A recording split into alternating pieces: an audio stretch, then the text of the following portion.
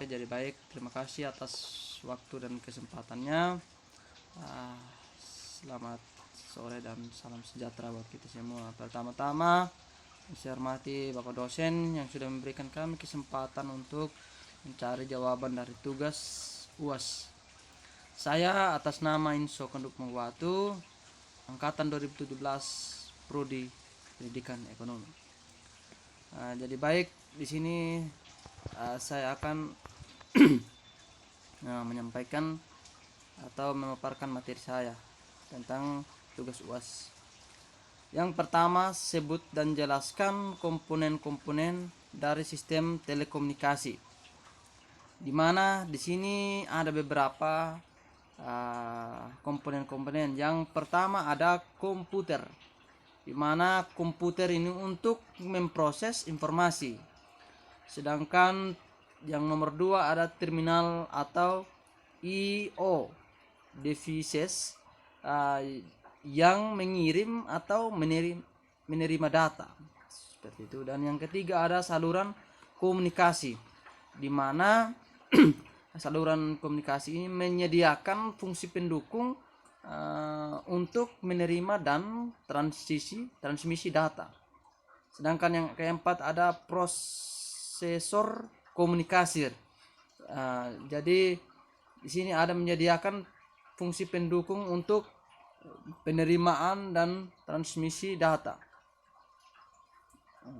Jadi yang berikut ada SW komunikasi, mengendalikan aktivitas LIO dan mengendalikan fungsi-fungsi lain dari jaringan komunikasi arah pengiriman data.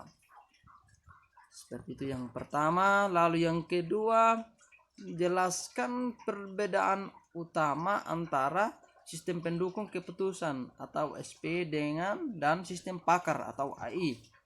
Perbedaan diantaranya ialah kalau sistem pendukung keputusan memerlukan database, sedangkan sistem pakar berasaskan knowledge base.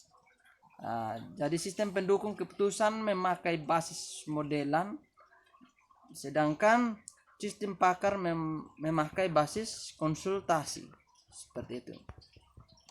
Yang berikutnya, berikan penjelasan pada gambar berikut. Di sini ada model sistem pakar, di mana definisi dari sistem pakar. Sistem pakar berbasis pengetahuan yang menggunakan pengetahuan manusia untuk memecahkan masalah. Bagian utama dari sistem pakar itu yang pertama ada user interface, perangkat lunak yang menyediakan media komunikasi antara pengguna dengan sistem user interface, memungkinkan manajer untuk memasukkan instruksi dan informasi ke dalam sistem pakar dan menerima informasi dari sistem pakar. Seperti itu. Jadi yang berikutnya ada interference engine atau mesin inferensi, adalah bagian yang mengandung mekanisme fungsi berpikir dan pola-pola penalaran sistem yang digunakan oleh seorang pakar. Seperti itu. Dan yang berikutnya ada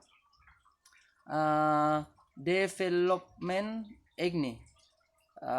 Komponen utama sistem pakar adalah development ini yang digunakan untuk menciptakan sistem pakar. Dalam development ini terdapat fasilitas akuisisi pengetahuan. Dan yang berikutnya ada knowledge base. Basis pengetahuan merupakan inti program sistem pakar atau merupakan representasi pengetahuan dari seorang pakar. Terus berikutnya ada knowledge engineer, orang yang bekerja membantu pakar dalam merancang sistem pakar disebut knowledge engineer. Terus berikutnya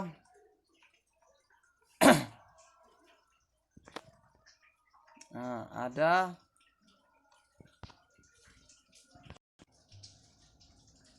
oke. Jadi baik, di sini yang berikutnya jelaskan hubungan antara sistem informasi manajemen atau SIM dengan information resource management atau IRM.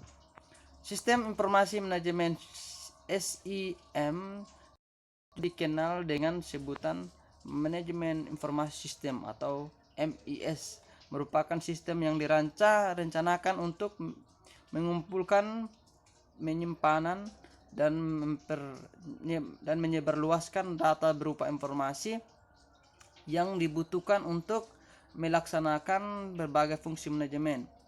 Manajemen sumber daya informasi processing manajemen atau IRM adalah praktek manajemen, planning, organization, leading, directing, dan controlling yang dilaksanakan dalam rangka mengoptimalkan pemanfaatan sumber daya informasi secara efektif dan efisien agar perusahaan yang bersangkutan mampu mewujudkan strategi-strategi dan mempertahankan keunggulan daya saing. Jadi di sini hubungannya tentu sangat erat karena di mana sistem informasi atau yang dikenal dengan sebutan sistem informasi, jadi sangat erat hubungannya karena memang memiliki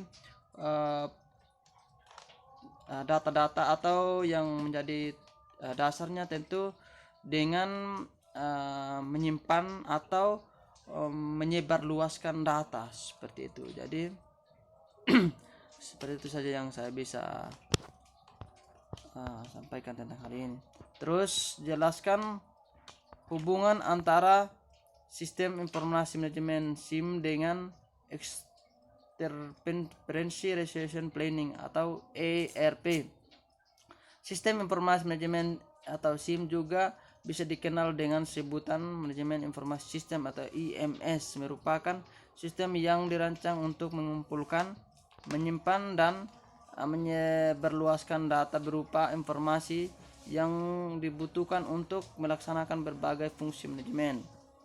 Sedangkan Enterprise Resource atau Planning adalah sebuah konsep untuk merencanakan dan mengelola sumber daya perusahaan seperti waktu, dana, material agar pendayaan sumber daya perusahaan dapat memanfaatkan secara optimal.